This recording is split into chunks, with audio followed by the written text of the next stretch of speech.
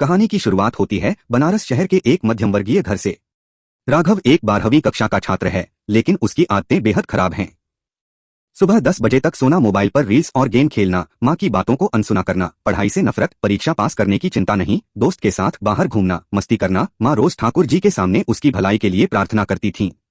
हे ठाकुर जी, मेरा बेटा रास्ते से भटक रहा है, उसे सुधार दो। परीक्षा के पहले मॉक टेस्ट में राघव सिर्फ 38% नंबर लाता है। स्कूल में मिश्रा सर डांटते हैं, राघव तुम इतने लापरवाह क्यों हो? बोर्ड परीक्षा है, मजाक नहीं। घर पर भी पिता क्रोधित हो जाते हैं। अगर इस बार फेल हुआ तो दुकान पर बैठाना पड़ेगा।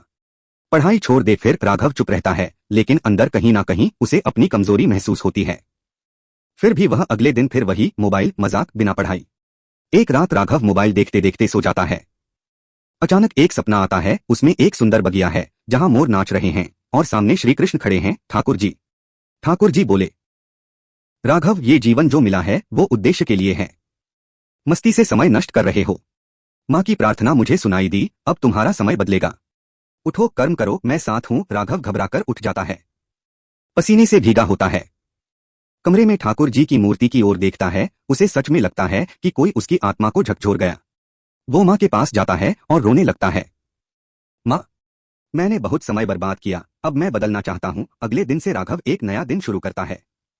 सुबह 5 बजे उठना, 20 मिनट ठाकुर जी के सामने ध्यान लगाना, पढ़ाई के लिए टाइम टेबल बनाना, मोबाइल को बंद करके स्टडी टेबल में लॉक करना, मिश्रा सर से नोट्स लेना, डाउट पूछना।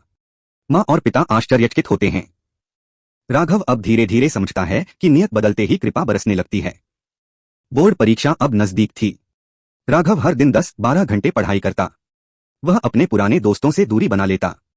हर सुबह मंदिर में दिया जलाकर प्रार्थना करता, ठाकुर जी मुझे सच्चा परिश्रम करना है, आप बस साथ रहिए। कुछ विषय कठिन लगते पर वह हार नहीं मानता। रात को माँ हल्दी वाला दूध देती और कहती, थोड़ा थोड़ा भगवान को याद करो, बाकी वो संभाल लेंगे। परीक्षा का पहला पेपर गणित। पिछले वर्ष तक राघव 20/100 लाता था, लेकिन इस बार पेपर बहुत अच्छा गया। हर पेपर में वो मेहनत के साथ साथ ठाकुर जी का स्मरण करता, जय श्री कृष्ण कहकर हर पेपर शुरू करता। जब पेपर खत्म हुआ तो उसे अंदर से सुकून मिला। रिजल्ट का दिन आया। स्कूल में भीड़ थी। मिश्रा सर प्रिंट आउट लेकर आ रहे थे। राघव कांपते हाथों से देखता है, 92.4% और स्कूल टॉपर। सब दंग रह जाते हैं। वही राघव जो हर बार फेल के पास होता था। मिश्रा सर उसे गले लगाते हैं, तुम पर ठाकुर जी की कृपा है बेटा, और तुम्हारी मेहनत भी। माँ की आंखों में आंसू थे। पिता ने पहली बार सिर पर हाथ रखकर कहा, बेटा तूने हमारा सिर ऊंचा कर दिया। राघव को जिले की ओर से अवार्ड मिलता है। अब वह इंजीनियरिंग की तैयारी कर रहा है, एक अनुशासित जीवन में। वह अब हर रविवार को गरीब बच्चों को पढ़ाता है और कहता है, जो मैं था वही तुम हो। अगर मैं बदल सकता हूं तो कोई भी बदल सकता है। बस अपने ऊपर विश्वास और ठाकुर जी की कृपा चाहिए। कभी भी खुद को कमजोर मत समझो।